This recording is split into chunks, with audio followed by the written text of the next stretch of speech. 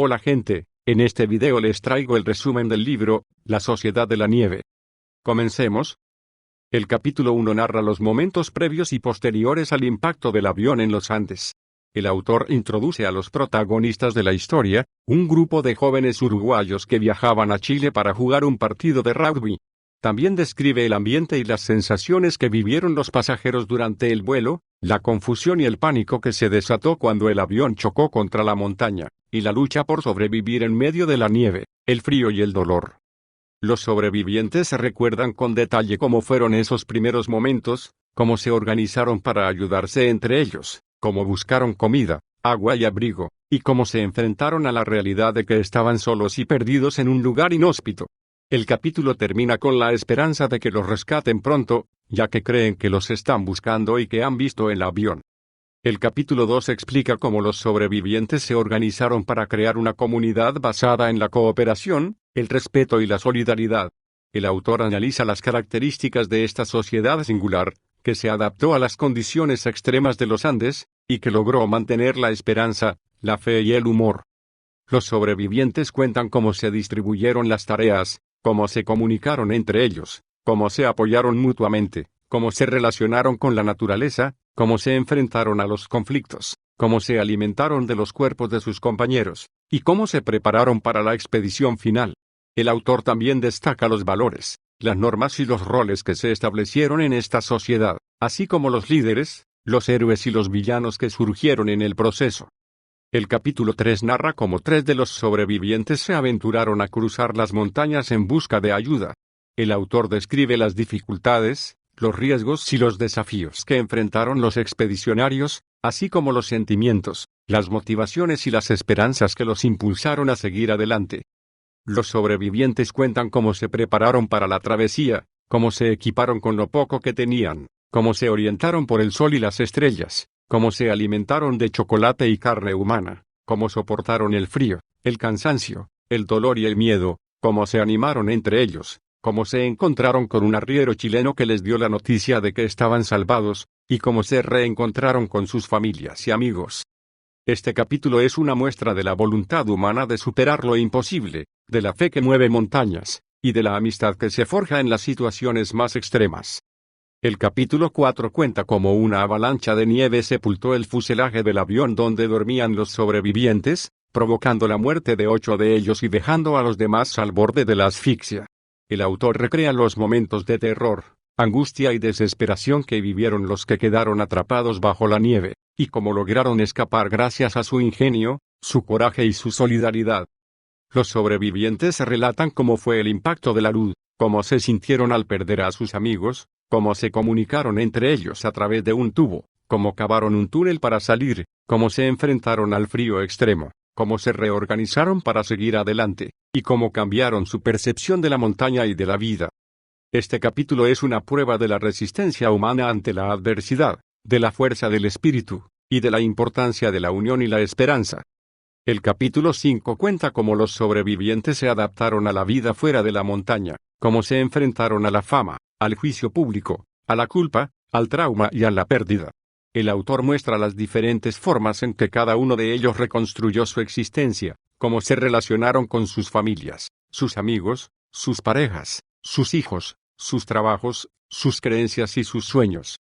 Los sobrevivientes que comparten cómo fue el regreso a la civilización, cómo se sintieron al reencontrarse con sus seres queridos, cómo se integraron a la sociedad, cómo se expresaron sobre el accidente, cómo se ayudaron entre ellos, cómo se mantuvieron unidos, cómo se desarrollaron profesional y personalmente, y cómo influyó el accidente en su visión del mundo y de sí mismos. El capítulo 6 cuenta cómo los sobrevivientes vivieron el duelo por la pérdida de sus compañeros, cómo se enfrentaron al dilema de alimentarse de sus cuerpos, y cómo se reconciliaron con la idea de la muerte. El autor explora los sentimientos, las creencias y las actitudes que tuvieron los sobrevivientes ante la muerte, y cómo ésta los marcó para siempre. Los sobrevivientes narran cómo fue el momento de la decisión de comer carne humana, cómo lo hicieron con respeto y agradecimiento, cómo se sintieron al hacerlo, cómo lo justificaron moral y religiosamente, cómo lo asumieron públicamente, cómo honraron a sus muertos, cómo los recordaron, y cómo los llevaron consigo en su vida posterior. El autor también reflexiona sobre el significado de la muerte, que fue el factor determinante en la historia de los sobrevivientes, y que los llevó a valorar la vida, el amor y la amistad. El capítulo 7 cuenta cómo los sobrevivientes vivieron su espiritualidad en la montaña, cómo se apoyaron en sus creencias religiosas, cómo rezaron, cómo celebraron la misa, cómo se confesaron, y cómo se cuestionaron el sentido de Dios y de la vida. Los sobrevivientes narran cómo fue su relación con Dios antes, durante y después del accidente, cómo se sintieron bendecidos y abandonados por Él, cómo se aferraron a la esperanza y a la providencia, cómo se consolaron y se perdonaron, cómo se conectaron con la naturaleza y con sus seres queridos, y cómo cambiaron sus valores y sus prioridades. El capítulo 8 cuenta cómo los sobrevivientes vivieron su vínculo afectivo en la montaña, cómo se conocieron, se cuidaron, se divirtieron, se pelearon, se reconciliaron y se salvaron. El autor explora las dimensiones, las tensiones y las transformaciones de la amistad de los sobrevivientes, y cómo esta fue el factor clave para su supervivencia. Los sobrevivientes narran cómo fue su relación de amistad antes, durante y después del accidente, cómo se fortaleció y se debilitó, cómo se expresó y se ocultó, cómo se manifestó en los gestos, las palabras, los silencios, las bromas, las lágrimas, los abrazos y los recuerdos. El autor también reflexiona sobre el significado de la amistad, que fue el tesoro más valioso de los sobrevivientes, y que los llevó a crear una familia, una hermandad y una sociedad.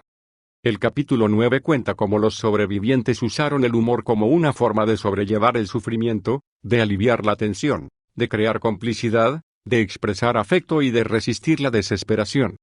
Los sobrevivientes narran cómo fue su sentido del humor antes, durante y después del accidente, cómo se burlaron de sí mismos, de los demás, de la situación, de la muerte, de Dios, de la prensa, de la sociedad, cómo se inventaron juegos, canciones, chistes, apodos, historias, cómo se rieron de lo absurdo, de lo trágico, de lo grotesco y cómo se liberaron con el humor.